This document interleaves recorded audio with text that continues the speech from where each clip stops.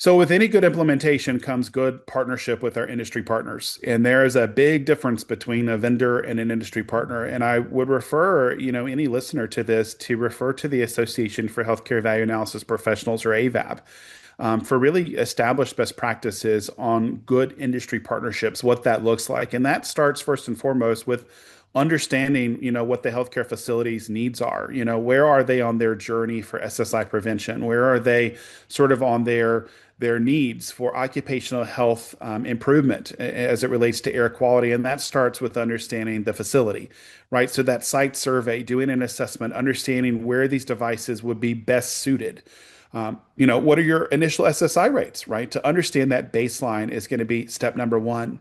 Number two is to really establish a good, solid in-service plan, right? And there's a difference between in-service and training and really competency. And I know that's a provocative statement, but no one wants to go to a trained neurosurgeon. They want to go to a highly competent neurosurgeon. And so, with any of our clinicians, our environmental services professionals, our OR techs, our goal with this device is to have a highly competent person. The great thing about this technology is the competency sort of road is very short. So you're talking about in less than 30 minutes, someone can go from zero to hero in terms of building competency with the appropriate use of the Sensed device very quickly.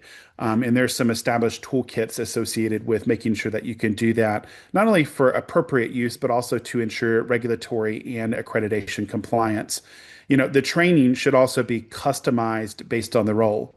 If a nurse, for example, is doing this, that may look a little bit different than an environmental services professional. And then our go live, right, is an opportunity for us to really tweak, make some adjustments, and also learn from both successes and failures.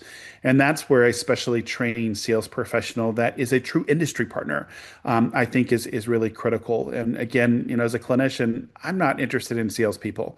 What I am absolutely interested in is industry partners that are wanting, right, to partner with our healthcare facilities to make things better, to reduce SSIs, and to be a strategic partner to our clinical, operational, and financial needs that each of us has.